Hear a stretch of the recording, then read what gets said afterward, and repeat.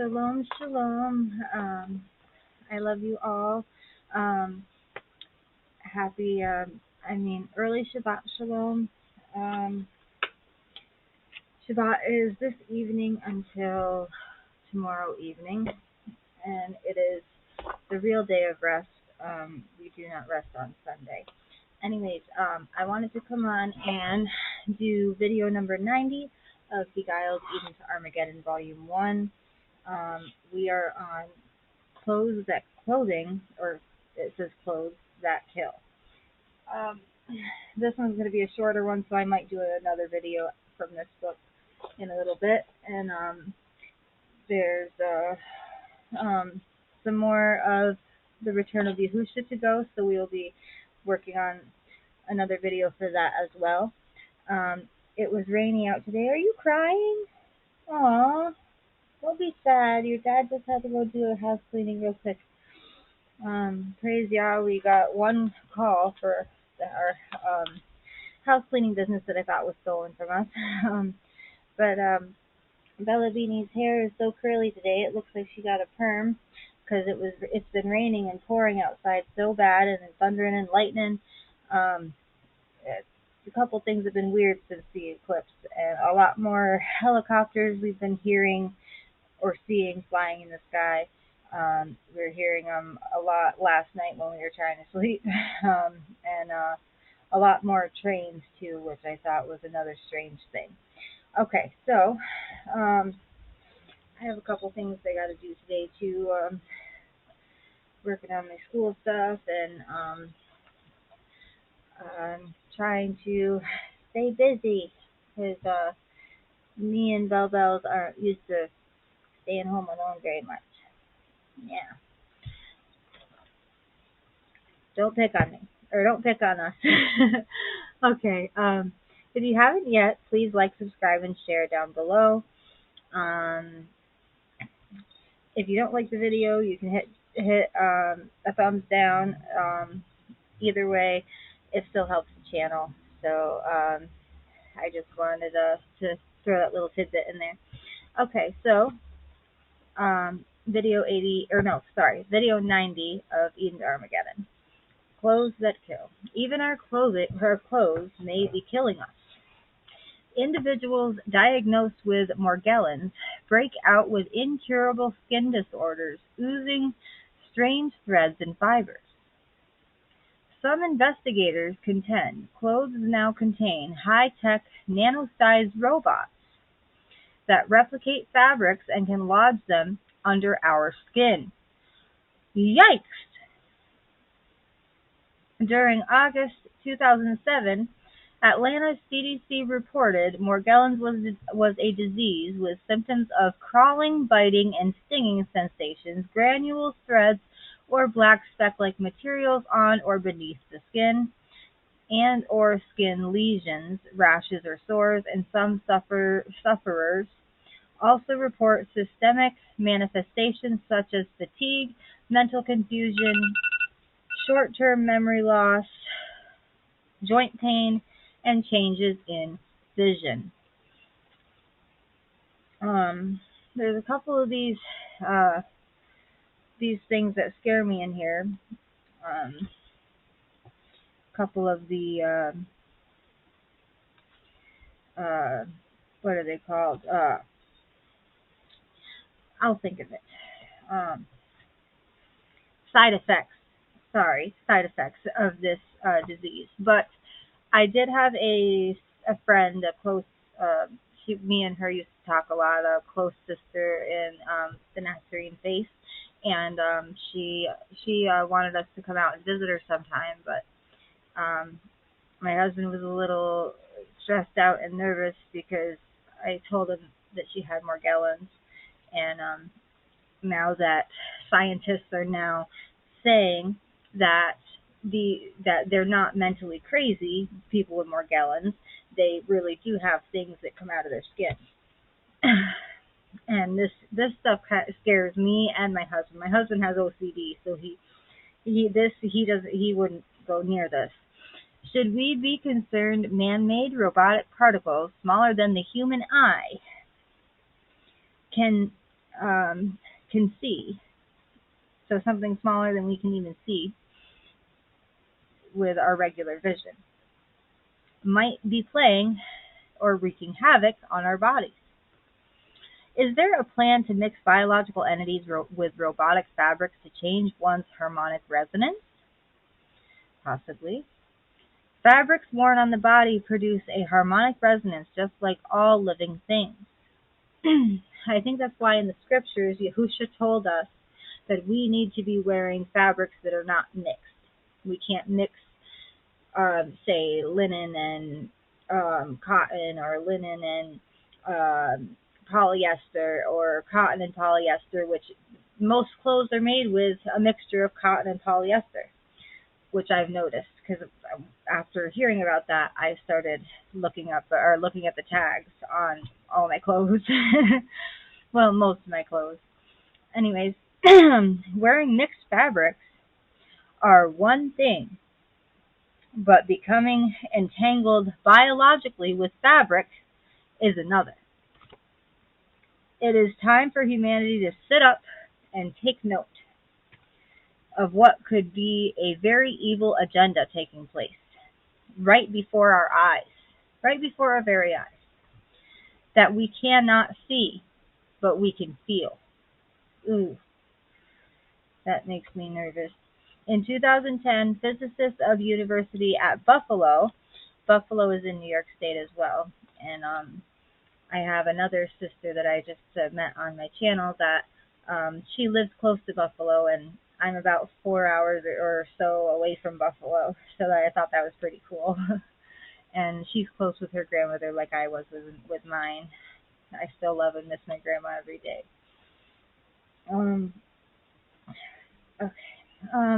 In 2010, physicists of the University at Buffalo cited in a paper published in Nature Nanotechnology that clusters of heated magnetic nanoparticles targeted to cell membranes can remotely control ion channels, neurons, and even animal behavior. And I was putting clothing on my dogs, and they were wearing collars and stuff. So that kind of makes me wonder and get nervous about this, because I don't know what would make your own animal want to do that, but I accidentally stepped on his paw with my high heel boot, and they're high heel boots that clack on the ground, so they're not. I shouldn't have even been wearing them to take the dogs out that morning.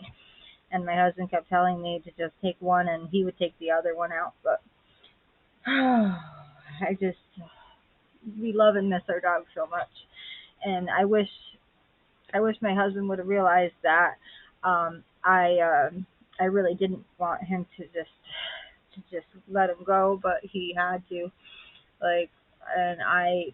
He really didn't have to do it, but I feel like the hospital in Syracuse would not have allowed us to bring both of our dogs in the hospital, because Roscoe was a big boy. You guys know what he looked like. He was a good dog. It's just things were a little weird around that time, and I've stepped on his paw before, and he's never done that. But it was accidental, and then what he did to me was just a reaction to the pain in his foot, I think. Okay, sorry about that, to get off topic. It's just animal behavior can be manipulated by these nanobots. That's messed up.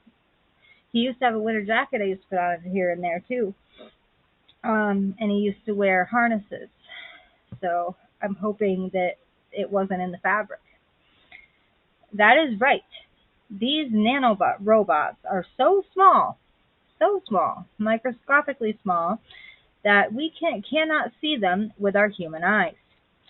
If they begin replicating, they wreak havoc on their hosts. According to Consumer Reports, September 2007, page 10, the safety of nanoparticles has not been established, and some sunscreens promoted to be used on children have nano-titanium dioxide. Wow. So they're even doing this to our children. That is messed up. Okay, next time we will be reading Mixing Iron, Clay, and Beast. And before that, I'm going to try to do another video from the Return of Yahushua. It's going to be a longer video than usual, or than the more recent videos. And then we have some other really interesting chapters coming up in Beguiled even to Armageddon as well. Sorry about that. I had another thing I had to run over. Oh, sorry, Bean. Did I tickle your nose? Did I tickle your nose? Today she just has the regular normal harness on. She wore this one yesterday too. But she has like so many dresses and harnesses. You know, oh, you giving me the stink eye, the side eye, huh? I love you. Yeah, she's spoiled rotten. She even has a poncho, but for when it rains, but it gets really muddy and dirty really easy, and it's kind of big on her. Yeah, it's kind of big on you. And she has a winter jacket harness as well. So she gets taken care of pretty well. And we want to get another dog that looks like her brother, but we've been looking and searching everywhere, and I don't even know how we are going to even cross the border to go to Ontario, because that is where they have the cheapest bullies available, and they have the eyebrows like Roscoe had, but they're gonna be shorter. Like when it gets older, it's gonna probably only stand that high, so it'll only be a little bit taller than Bella, maybe even the same height as Bella. But they get really muscular arms or legs, and they get wrinkly faces, and I think they have some breathing problems here and there because they have little squish noses. But I found a light colored black one that has brown eyebrows and the boots. So, but it's a female. So during Bella's heat times, there won't be any clashes. Hopefully they won't try to go after each other. Just kidding. But that's how the dogs usually get during the heat time. They'll want to hump anything. Bella was trying to hump her brother's head every time she went in heat, or when it got close to her heat times. All right. We are going to be doing my favorite part of the video is singing praise songs to Yahuah, because he dwells within our songs of praise. And one of the messages my husband received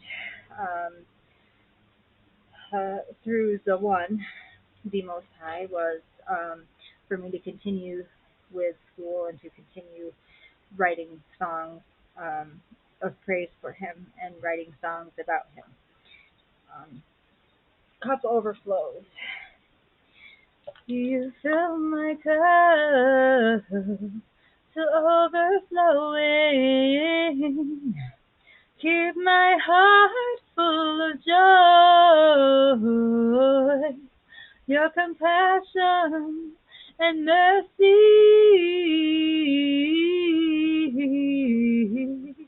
Oh, Abba, Yahuah, I will never let you down. You lift me up when I think there's no coming back, no turning around. My feet are firmly planted on the ground.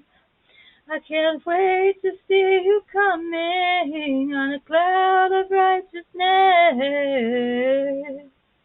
Yahuah, as long as I have you, I know I will never fall. And your love and kindness carries me through. Without you, oh, without you, I couldn't carry on. If I were to fall, you were always right there to catch me. I am steadfast in Amunah, faithful and true, filled with your love and kindness. seeking out the lost sheep who wanders from your pasture, who stumbled and fell off of the narrow way, stumbled and fell away from the narrow path. I am waiting, oh, I am waiting in anticipation in my white garment for your coming day.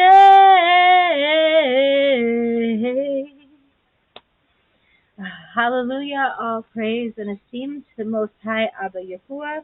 We love you all with an everlasting love, as our Abba Yahuah and the Shamayim loves each and every one of us. Ready? Shalom, shalom, shalom. Until next time. Oh, and mahalo for my brothers and sisters in Hawaii. Until next time.